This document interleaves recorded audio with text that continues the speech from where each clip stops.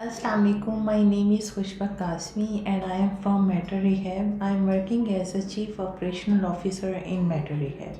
आज का जो मेरा टॉपिक है वो है treatment of autism spectrum disorder, कि हम किस तरह से एक वालिदैन अपने ऑटिस्टिक बच्चे को किस तरह से ट्रीटमेंट दे सकते हैं।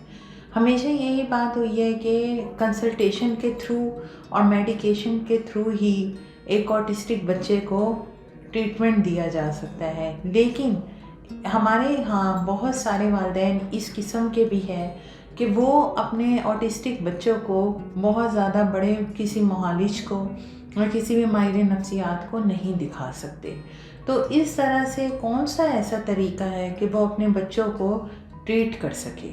आज मैं बहुत एक आसान तरीका बता रही हूँ जिसके थ्रू एक वालिदैन भी अपने ऑटिस्टिक बच्चे को ट्रीटमेंट दे सकते हैं। वो है individualised education plan. Individualised education plan में एक बच्चे को मुख्तलिफ तरह की एबिलिटीज़ को बरोए कार लाया जाता है और मुख्तलिफ तरह की सलाहियतें सिखा के इस बच्चे को इस काबिल बनाया जाता है कि वो आम बच्चों की तरह अपनी ज़िंदगी को गुजार सके।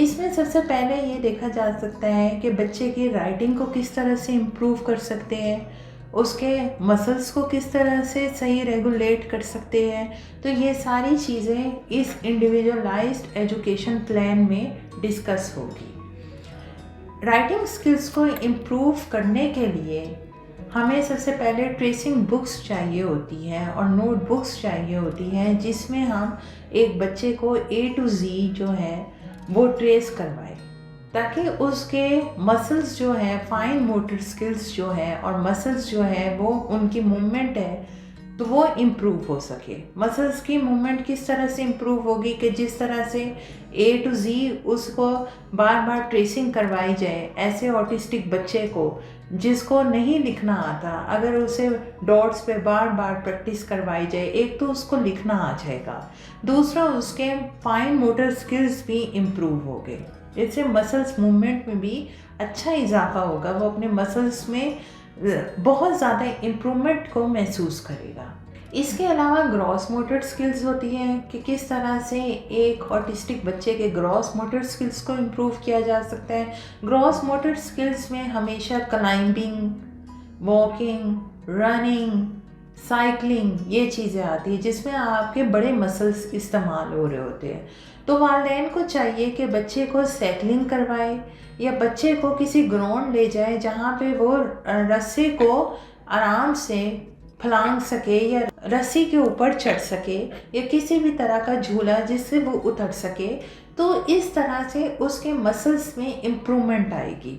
ये वो तरीके हैं जो कि एक मिडिल क्लास वालिदैन भी अडॉप्ट कर सकते हैं, यानी मिडिल क्लास वालिदैन भी इन तरीक़ों पे चल के अपने ऑटिस्टिक बच्चे का इलाज कर सकते हैं और इंडिविजुअल तौर पे कर सकते हैं, यानी लेकिन इसमें म्यूचुअल कोऑपरेशंस की ज़रूरत होती है पेरेंट्स की आपस में, यानी मर्द की औरत के साथ और औरत की मर्द के साथ। अपने मियाँ बीवी में अगर ये चीज़ हो कि ये ड्यूटी असाइन मैं आपको करता हूँ और ये ड्यूटी मैं खुद निभाऊंगा, तो मुझे लगता है कि वो अपने ऑटिस्टिक बच्चे को बहुत अच्छा ट्रीट कर सकते हैं। इसके अलावा खाने की ट्रीटमेंट किस तरह से दी जाए, खाने में किस तरह से इम्प्रूवमेंट लाई जाए।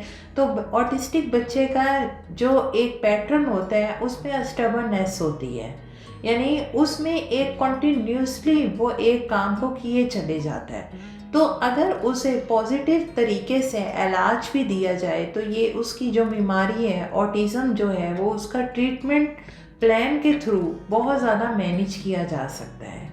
उसे खाने के आदाब में सिखाया जाए कि पहले हाथ धो, फिर किस तरह से अपनी प्लेट को रखो, किस तरह से अपने गिलास में पानी डालो और किस तरह से खाना खाओ।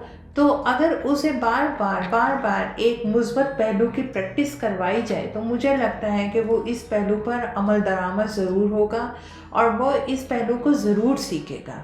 इसमें ज़रूरी नहीं है कि एक मेडिकेशन ही या बहुत ज़्यादा कंसल्टेशन ही कारआमद हो। अगर वालिदैन खुद ही इसी स्टाइल को अडॉप्ट करें तो वो इस स्टाइल को अडॉप्ट करने के साथ साथ बच्चे की ऑटिस्टिक یہ جو بیماری ہے اس کو آرام سے مینیجیبل کر سکتے ہیں، کیونکہ یہ بہت سارے خیالات ہیں کہ اس کو ٹریٹمنٹ کے ذریعے یا کنسلٹیشن یا میڈیکیشن کے تھرو بالکل ٹھیک کیا جا سکتا ہے، جبکہ یہ ہمارے غلط نظریات ہیں۔ ہم ایک مشاورت کرنے والے اور ہم ایک ماہر نفسیات ہیں، تو اس چیز میں ہمیں بھی یہ چاہیے کہ ہم لوگوں کو صحیح انفارمیشن پرووائڈ کریں۔